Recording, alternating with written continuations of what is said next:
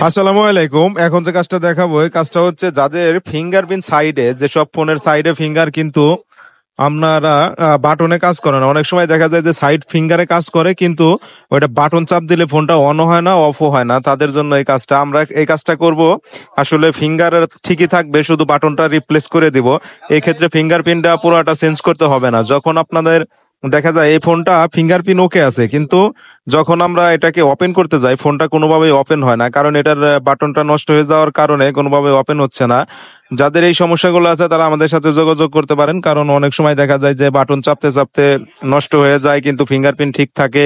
এগুলো আমরা খুব সুন্দরভাবে কাজ করে থাকি। এখন আমরা পুরাতন ফিঙ্গারপ্রিন্টের বাটনটা খুলে ফেলেছি সোল্ডারিং আয়রনের মাধ্যমে। এখন যে কাজটা করব সেটা হচ্ছে আহ নতুন একটা বাটন লাগাবো। দেখেন, নতুন একটা বাটন লাগাই এখন আমরা আয়রন দিয়ে এটাকে সুন্দরভাবে জ্বালাই দেবো। জ্বালাই দেওয়ার পর আমরা আবার এটা ফোনে চেক করব আসলে মূলত ঠিক আছে কিনা।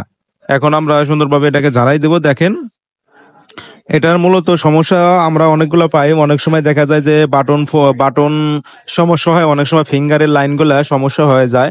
সমস্যা হওয়ার কারণে ফিঙ্গার অনেক গরম হয়। গরম হওয়ার কারণে এটা অন হয় না, অফ হয় না। তখন আপনার এটা ফিঙ্গারপ্রিন্ট সহকারে চেঞ্জ করতে হয়। যখন দেখতে পারবেন যে আপনাদের ফিঙ্গার কাজ করে কিন্তু বাটন কাজ করে না, ওই ক্ষেত্রে আপনাদের শুধু বাটনটা রিপ্লেস করলেই হয়ে যাবে। এই ক্ষেত্রে আপনাদের পুরা ফিঙ্গারপ্রিন্টটা চেঞ্জ করার কোনো দরকার নাই। এখন আমরা এটা নতুন একটা বাটন লাগাইলাম। লাগানোর পরে এখন আমরা আপনাদের দেখাবো, চেক দেবো। চেক দেওয়ার পরে দেখাবো যে ফোনটা ওপেন হয় কি না। মূলত এটা সমস্যা ছিল, এটা ওপেন হয় না। কাস্টমার নিয়ে এসে বলছে যে ভাই আমার এই চেকটা ওপেন হয় না, কিন্তু চার্জার লাগাইলে চার্জ শো করে।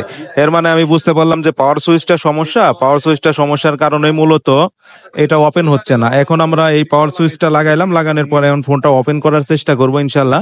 দেখেন, ফোনটা ওপেন হয়েছে। নর্মালি যারা কাজ করেন তারা এভাবে কাজটা করতে পারেন। যারা মোবাইলে টেকনিশিয়ান আছেন, নতুন ভাবে শুরু করতে চান, যারা পুরাতন আছেন তাদের দরকার নাই, তারা এটা এক্সপার্ট। ধন্যবাদ।